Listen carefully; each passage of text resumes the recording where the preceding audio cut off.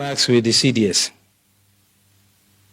This gentleman, officer and general, does not cease to amaze me, because he did not only accept to come here, but he did so in writing. He acknowledged, and he did so in writing. He's a great team player. In all my years in service, I've never seen a team player like General Musa. Thank you very much. Thank you for all you do. And I'll tell you a story about the former US President, George Bush.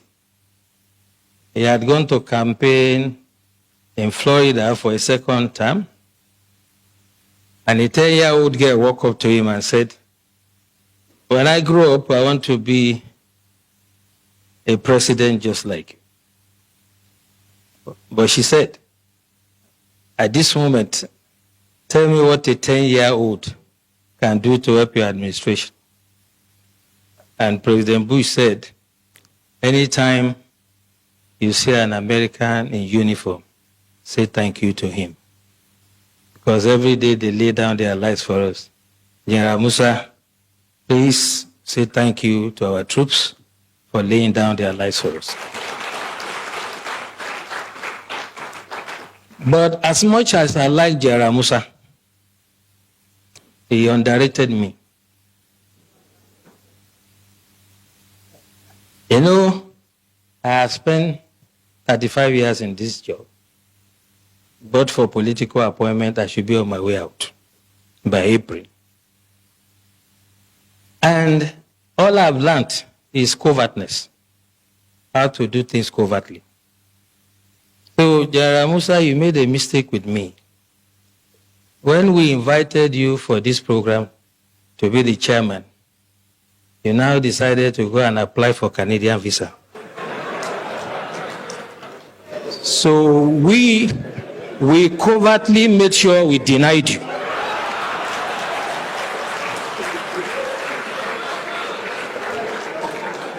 So, my dear General, next time when you hear of DSS, and under a leadership like mine, who has swag in doing the job, don't underrate us. So when you live here, you can see me, you get your Canadians. We wanted you to be here, so you couldn't have been in Vancouver. Speaking seriously about the practical approach to mobilizing to curb insecurity, I'll share experience with you when I was state director in Bauchi. Most of you will remember an incident in Azari.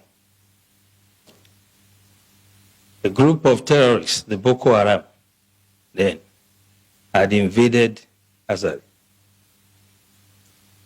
They were shooting in an attempt to kidnap, and the community chased them. They killed some members of the community, but the community members killed all of them. The last guy, Khalid, climbed onto a tree and was firing. The community stood, they were resilient, and they killed Khalid. Since that day, there has not been one terrorist attack in Azari. As a matter of fact, the former head of state, General Ibrahim Badamasi Babangida, said, and I quote, "If we want to stop or curb this terrorism, we shall emulate the Azari example." Tafawa Balewa also happened to be a local government in Bauchi that was always in flames.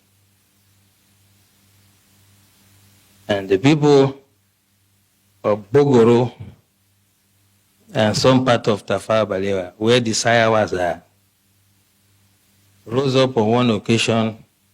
They knew their terrain better climb onto trees and mountains. When the invaders came, they did not only repel them, they seized their weapons. And since then, you can attest to it that you hardly hear about Tafawa Balewa again. What I'm trying to say, the practical approach to mobilizing people, is that you have to get everyone involved. You do not expect the Nigerian Army, police, DSS, to protect every Nigerian or every community. It is not going to work. In the US, if you visit someone in the house, you will be shocked that when the guy hears a police siren, he will just pull his drawer, bring out his gun and keep it. So one of my hosts did that, and I asked him, why are you putting gun here? He said, well, if they are chasing someone and he enters my house, I'll shoot him first. And that is the layer we have to start thinking about. How can you create first line of defense? The military, police, and other security agencies are to deal with the bigger ones, the organized ones. But it is impossible for us to deploy it to every community in the country.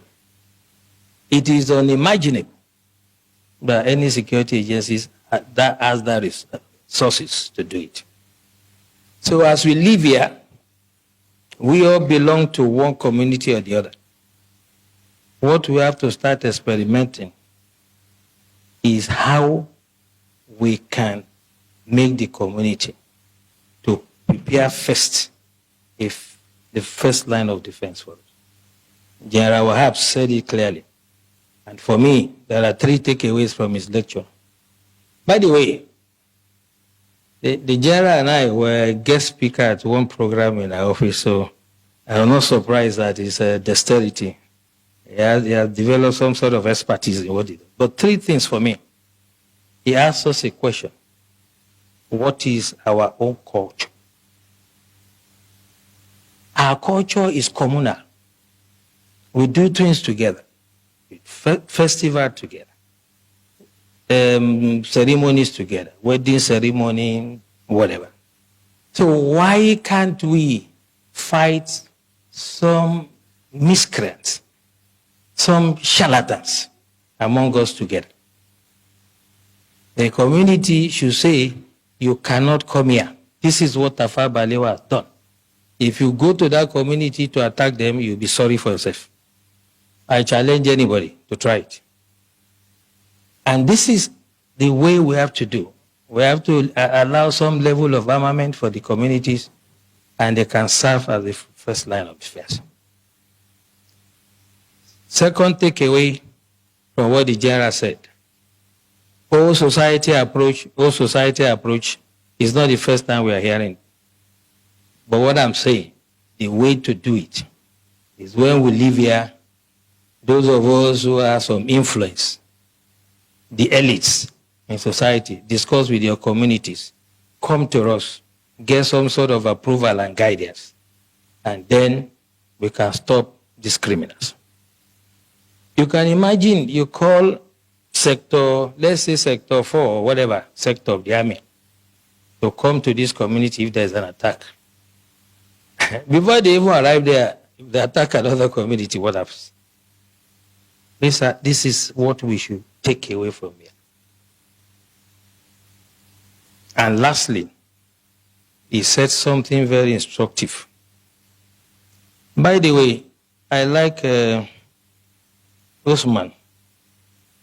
He knows who to give time. Have you seen him around here? He has advised himself. So don't run into trouble like the CDS.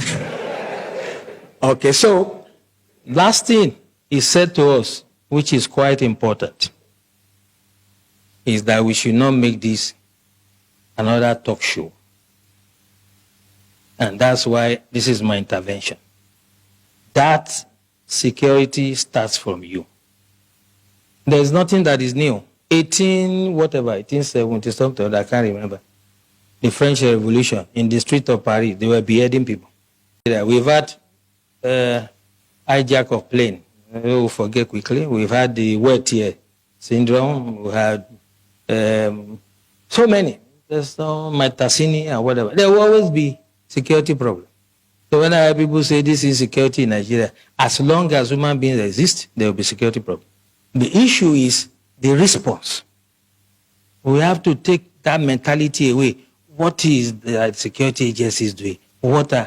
Who, apart from a tree, knows that they want to come and cut him and remain standing? Only a tree. We have to get the communities to rise and defend themselves first. And the time to start it is now. When you move out from here, I do that every day. I come from a village in Ijebu land, Ogun State, and I talk to my people. I know the level of armament they are entitled to. I know how they organize themselves in quarters. We have 4 quarters. I am using my expertise to guide them. You cannot wait for the military to come and do everything.